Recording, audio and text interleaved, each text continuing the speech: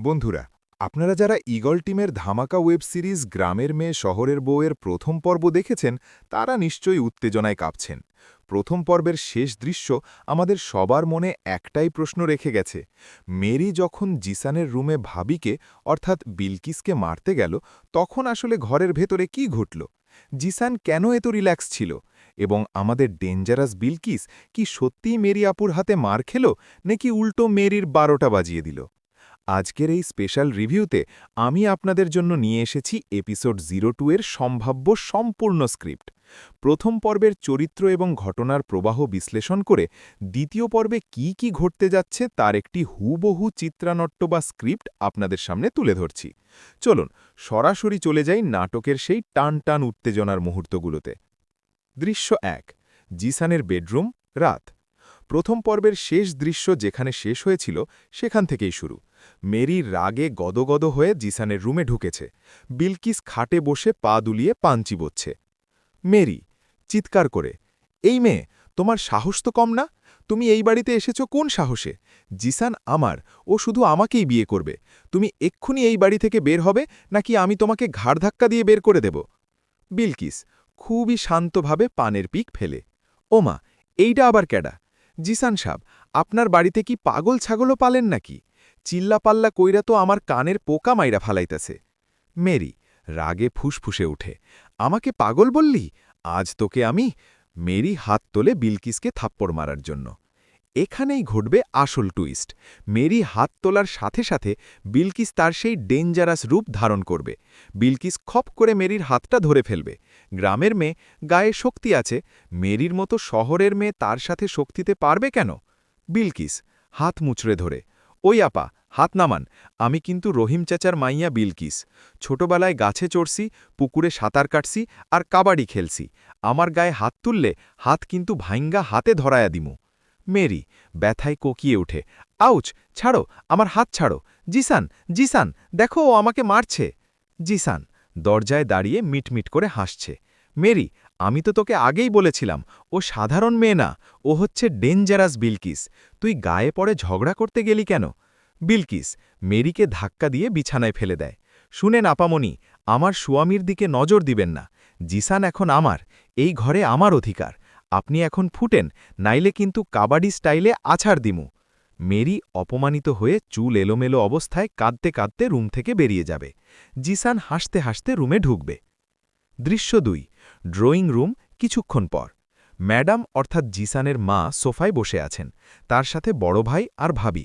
Mary কাঁদতে কাঁদতে নিচে নেমে আসে। মেরি, ফুপি, ওই ছোটলোক মেয়েটা একটা জঙ্গলি, ও আমার হাত মুচড়ে দিয়েছে, আমাকে বিছানায় ফেলে দিয়েছে। তুমি এক্ষুনি ওকে পুলিশে দাও, ও মানুষ না, ও একটা জানোয়ার।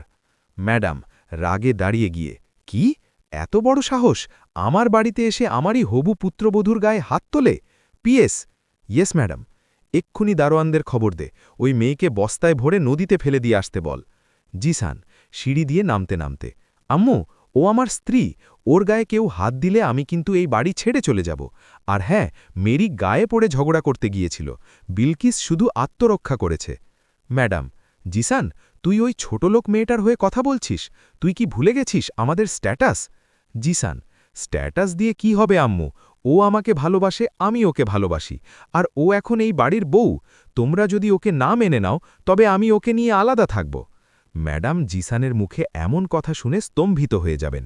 তিনি বুঝবেন যে সরাসরি আক্রমণ করে কাজ হবে না, তাকে এখন কূটকৌশল বা পলিটিক্স করতে হবে। ম্যাডাম মনে মনে, ঠিক আছে জিসান, তুই যখন সোজা আঙুলে ঘি তুলবি না, তখন আঙুল বাঁকাতেই করতে হবে। ওই গ্রামের ভূতকে আমি এমন শিক্ষা দেব যে ও নিজেই এই বাড়ি ছেড়ে পালাবে।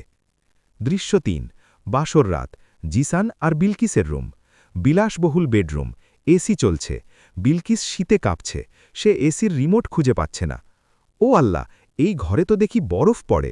জিসান সাব, এই ঠান্ডা মেশিনটা বন্ধ করেন, আমি তো জমে বরফ হয়ে গেলাম।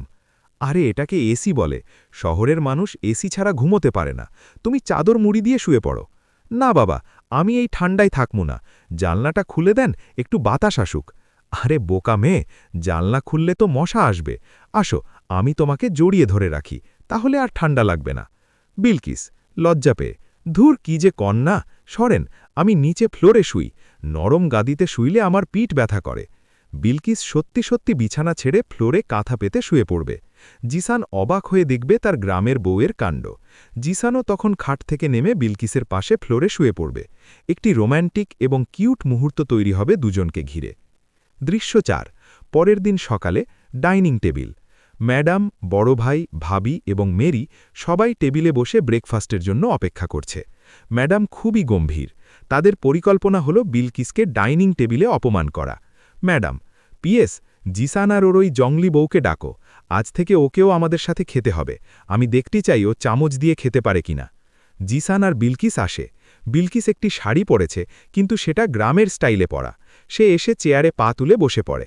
ম্যাডাম, ঘৃণায় নাক ছিটকে, ছি, এটা কি ধরনের বসা? পা নামিয়ে বসো। এটা ডাইনিং টেবিল, তোমার বাবার ওই কুড়ে ঘর না। বিলকিস, আম্মা, পা নামিয়ে বসলে পেটে ভাত যায় না। আমরা গরিব মানুষ, মাটিতে বসে খাই। চেয়ারে বসলে কেমন জানি লাগে। মেরি তাচ্ছিল্য করে, দেখেছ ফুপি, বলেছিলাম না ও একটা আনকালচার্ড, ও জানেই না কিভাবে খেতে হয়। খাবার সার্ভ করা হয়, কর্নফ্লেক্স আর দুধ, সাথে স্যান্ডউইচ। বিলকিস খাবার দেখে অবাক। এইগুলা কি? সকালবেলা কেউ দুধ দিয়ে মুড়ি ছাড়া এইগুলা খায়? আমাকে পান্তা ভাত আর শুকনা মরিচ দেন, নাইলে অন্তত 2টা রুটি আর ভাজি দেন। এই পাখির খাবার আমি খাইতে পারবো না। ম্যাডাম, এই বাড়িতে পান্তা ভাত খাওয়া হয় না। যা দেওয়া হয়েছে তাই খেতে হবে, আর হাত দিয়ে খাওয়া যাবে না। চামচ ব্যবহার করো। বিলকিস চামচ দিয়ে খেতে গিয়ে দুধ ছিটিয়ে ফেলে। সবাই হাসাহাসি করে। বিলকিস রেগে যায়। ধুর সাই, রাখেন আপনার চামচ। হাত আল্লাহ দিছে কি পকেটে রাখার লাইগা? হাত দিয়েই খামু। বিলকিস হাত দিয়ে কর্নফ্লেক্স মাখিয়ে খেতে শুরু করে। দৃশ্যটি দেখে ম্যাডাম রাগে টেবিল ছেড়ে উঠে যান। ম্যাডাম, এই অসভ্য মেয়ের সাথে বসে আমি খাবার খাবো না, আমার খিদে মরে গেছে। দৃশ্য ৫। রান্নাঘর, দুপুরের আয়োজন। ম্যাডাম নতুন ফোন দিয়ে আছেন। তিনি কাজের বুয়াকে সরিয়ে দিয়েছেন। বিলকিসকে ডেকে পাঠালেন। শোনো গ্রামের মেয়ে, তুমি যখন এই বাড়ির বউ হয়েছ, তখন বউয়ের দায়িত্ব পালন করতে হবে। আজ দুপুরের রান্না তুমি করবে। আর হ্যাঁ, আমাদের বাড়িতে তেল কম, মশলা কম দিয়ে কন্টিনেন্টাল রান্না হয়। তুমি কি পারবে? বিলকিস আত্মবিশ্বাসের সাথে, আম্মা, রান্নায় আমি ওস্তাদ, আপনি চিন্তা কইরেন না। এমন রান্না রাঁধমু, আঙুল চাটতে চাটতে আঙুল খইয়া যাইব। বিলকিস রান্নাঘরে ঢুকে দেখে সব বিদেশি মশলা। সে ওসব বাদ দিয়ে নিজের সাথে আনা গ্রামের কড়া ঝাল মরিচ আর শুটকি মাছ বের করে।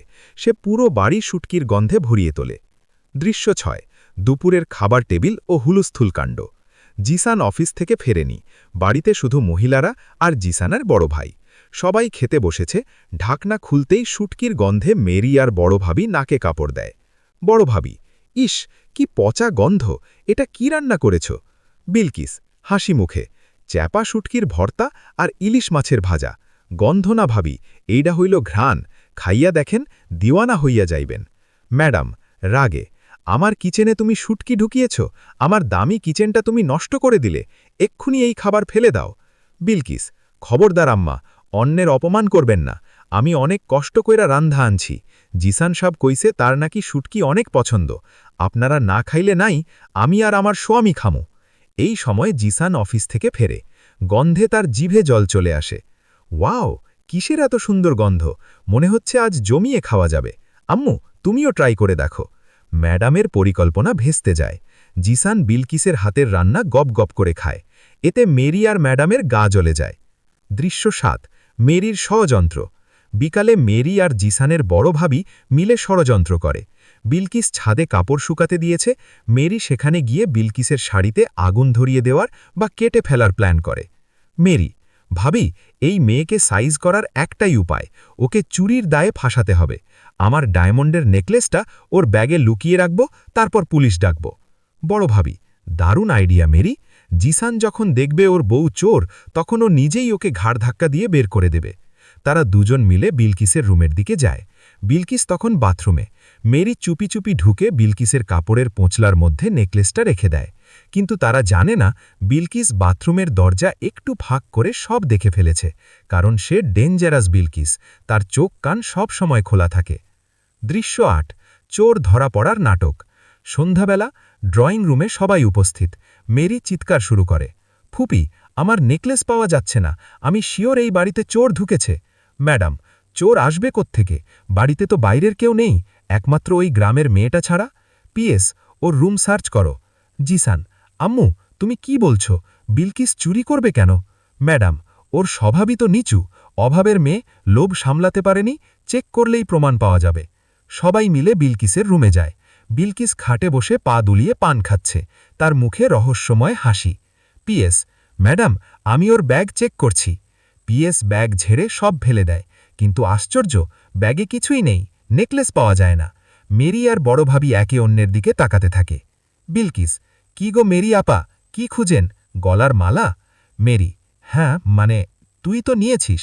বিলকিস, আমি নেই নাই, তয় মালাটা আমি পাইছি। ম্যাডাম, কোথায় কোথায় পেয়েছ? বিলকিস বালিশের নিচ থেকে মেরির নেকলেসটা বের করে। এই যে, তয় এইডা আমার ব্যাগে আছিল না, এইডা আমি পাইছি মেরি আপার বালিশের নিচে।